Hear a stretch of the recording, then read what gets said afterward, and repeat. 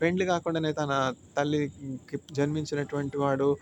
ఇంకను ఈయన నజరేయుడు, నజరేతులో నుంచి ఏమైనా మంచిది రాగలదా అని అనేకులు ఆయన్ని విమర్శించారు. ఆయన మెస్సీయగా ఎవరు కూడా అంగీకరించలేదు. తృణీకరించినటువంటి రాయి మూలకు తలరాయి అయినట్లు దేవుడు అన్ని నామములకు పైనామం యేసుక్రీస్తు ప్రభునికి ఇచ్చి ఉన్నారు. యేసుక్రీస్తు ప్రభు నామంలోనే మనము పరలోకము చేరే ఏర్పాటు దేవుడు చేసి ఉన్నాడు.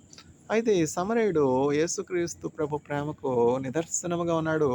ఎప్పుడైతే ఈ సమరయుడు ఆ బాటసారి గాయపడి ఉన్నాడో, కొనూపిరితో ఉన్నాడో, ప్రాణం కోల్పోయే స్థితిలో ఉన్నాడో, వస్త్రహీనుడిగా ఉన్నాడో, ఆకలితో ఉన్నాడో, పడిపోయి ఉన్నాడో, దోచుకొనబడ్డాడో, ఆ ప్రాణం పోతున్నదే, ప్రాణం పోతున్నదే, ఈ సహోదరుడు చనిపోవడానికి సిద్ధంగా ఉన్నాడే, అయ్యో! ఒళ్ళంతా గాయాలే, ఎంతో దుమ్ము దూగర్తా ఉన్నాడే, ఈగలు వాలుతున్నాయే, ముట్టుకోవడానికి ఎంతో అసహ్యకరమైనటువంటి స్థితిలో ఉన్నాడు. అయ్యో!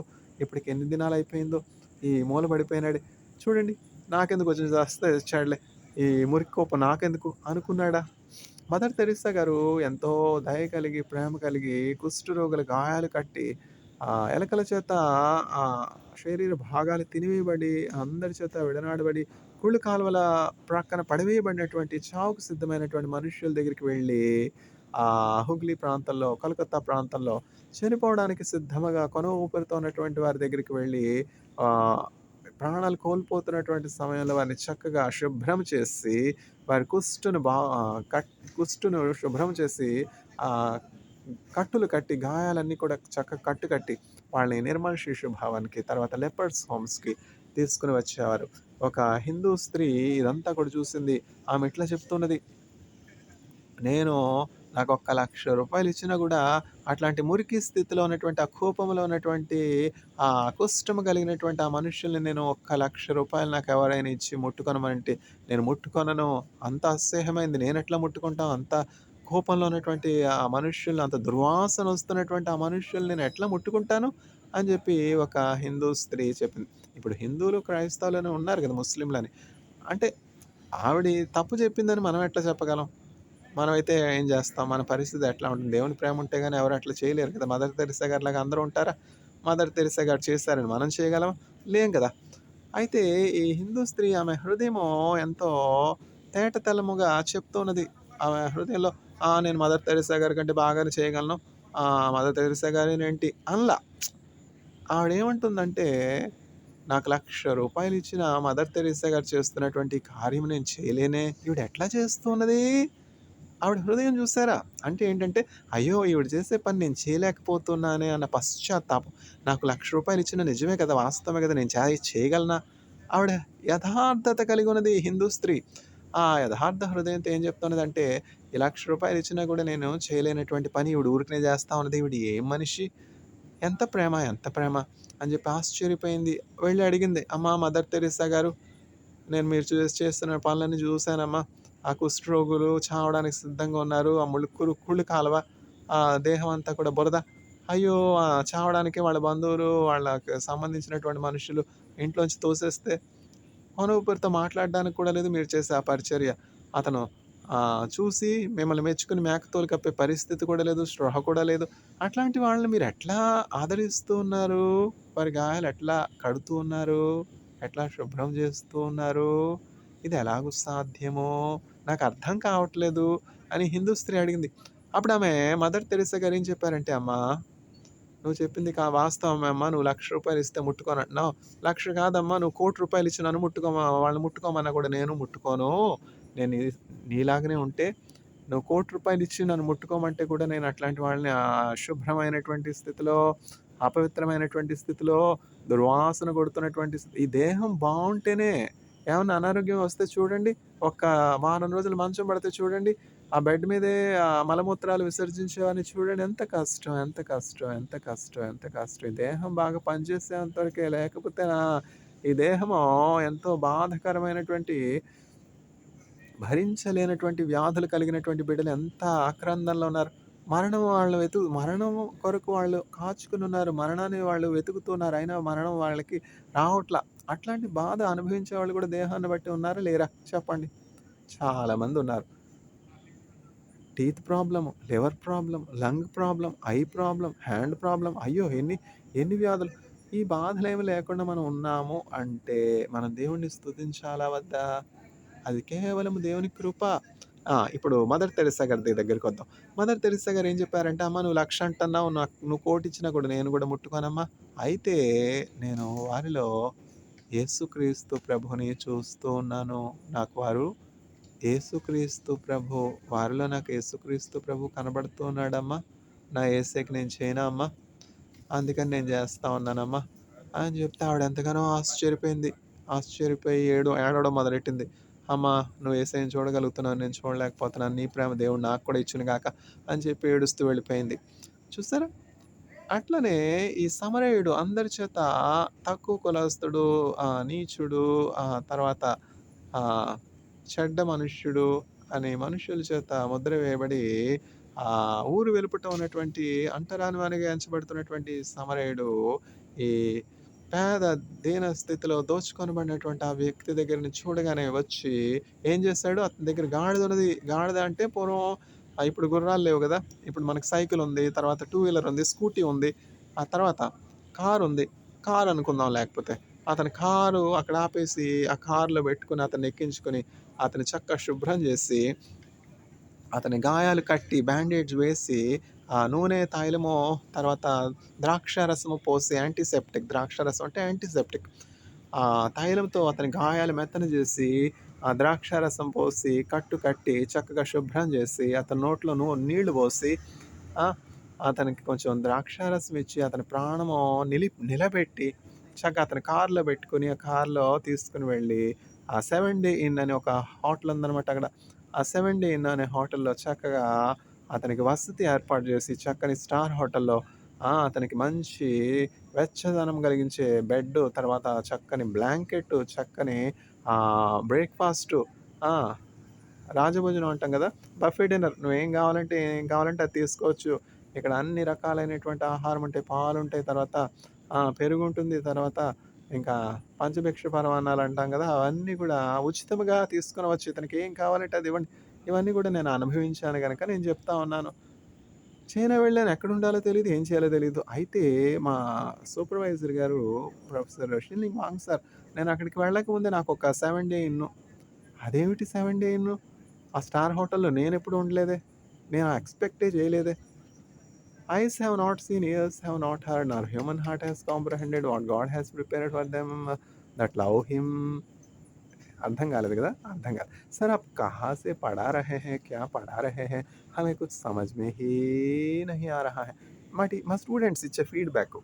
అట్లనే పిల్లల్ని నేనెప్పుడు గూడా విమర్శించను. ఎందుకంటే వాళ్ళకి అర్థం చేసుకోవడానికి టైం పడుతుంది. అంతే కదా! 5 వేళ్ళున్నాయి. 5 వేళ్ళు ఒకటేనా చెప్పండి? 5 వేళ్ళలో ఒక వేలు చిన్నగా ఉంది, ఒక వేలు పెద్దగా ఉంది, ఒక వేలు లావుగా ఉంది, ఒక వేలు సన్నగా ఉంది. చిటికెన వేలుపై చేసే పని తంబు చేయగలదు. తంబు చేసే వేలు చూపుడు వేలు చేయగలదు. అయ్యో! నన్ను ఇట్లా అనేసారే, అయ్యో! నన్ను ఇట్లా అనేసారే, నేను చెప్పేది ఏం అర్థం కాలేదంటున్నారే అని నేను నొచ్చుకుంటే, ఇప్పుడు ఏనుగు వెళ్తా ఉంది. కుక్కలు మొరుగుతాయి. ఏనుగు వెళ్తా ఉన్నప్పుడు కుక్కలు మొరిగితే ఏనుగుకేమన్నా అంటుతుందా? అంటది గదా! అంటే ఏమిటంటే మనల్ని విమర్శించినప్పుడు ఆ విమర్శను బట్టి మనం కృంగిపోకూడదు. సరిగ్గా అర్థం చేసుకోలేదు. ఎక్కడో మిస్‌అండర్‌స్టాండింగ్ ఉంది. ఆ మిస్‌అండర్‌స్టాండింగు రెక్టిఫై చేసుకోవడానికి మనం ప్రయత్నించాలి గానీ, మనం కృంగిపోతే, మనం డిస్కరేజ్ అయిపోతే దానివల్ల ఏమన్నా ప్రయోజనం ఉందా?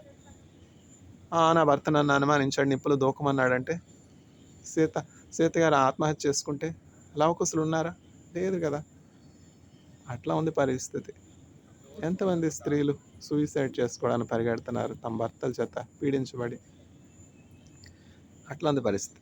ఈ మంచు సమరయుడు ఏం చేశాడంటే చక్కగా ఆ గాయపడినటువంటి వ్యక్తి యొక్క ప్రాణాన్ని నిలబెట్టి 7 డే ఇన్‌కి తీసుకొని వెళ్ళి ఆహారం పెట్టి బలపరిచి, ఇంకా హోటల్ మేనేజర్‌తో ఏం చెప్తున్నాడు, "మీరేమన్నా ఇంకా ఎక్స్‌ట్రా స్పెండ్ చేస్తే నేను వచ్చినప్పుడు మీకు రీయింబర్స్ చేస్తాను. ఇతను మీరు కేర్ తీసుకోండి. టేక్ కేర్" అని చెప్పి వెళ్ళిపోయినాడు. అట్లా షిల్లింగ్ వాంగ్ సారు ఆ చైనా దేశంలో నన్ను జీతంలోంచి కట్ చేసుకుంటారేమో! అయ్యబాబోయ్! ఇంత గొప్ప రెస్టారెంట్‌లో నన్ను పెట్టారు. నన్ను డబ్బులు కట్టమంటే నేనెక్కడ కట్టాలి? నా సాలరీలో డిడక్ట్ అయిపోతుందేమో! ప్రభా! నాకెందుకొచ్చింది ఈ బాధ? అని జెప్పి నేనేమన్నా ఈ హోటల్ అడిగానా? నాకొక చిన్న రూమ్ అయితే చాలు గదా! చిన్న డార్మెటరీ అయితే చాలు కదా! ఇవన్నీ నేనెక్కడ కట్టగలను? ఆహ్, నేను ముందుగానే అడిగాను. దందాన్, హ్యారీ ఎంత డబ్బవుతుంది? పరిస్థితి ఏమిటి? హోటల్ చూడబోతే చాలా పెద్దగా ఉంది. ఇంద్రనీల్ నువ్వేమి చింతపడొద్దు. నువ్వేం పే చేయనవసరం లేదు. ఈ నెల రోజులకి సంబంధించినటువంటి రూ. 80,000 ఈ హోటల్ కొరకు ప్రొఫెసర్ షిన్లింగ్ వాంగ్ సార్ నీ కొరకు పే చేసి ఉన్నారు. ఏమిటి ఆశ్చర్యం? ఇదేమిటిది? నా కోసం ఈయన పే చేయడం ఏంటి? దేవుని ప్రేమ ఇదిగో జనులార భావంబునందెలియరే కేవలము నమ్ముకొనిన పరలోక జీవంబు మనకబ్బును. నాకేంటి ఈయన 80,000 పే చేయడం ఏంటి? ఆశ్చర్యము. ఇదే దేవుని ప్రేమ.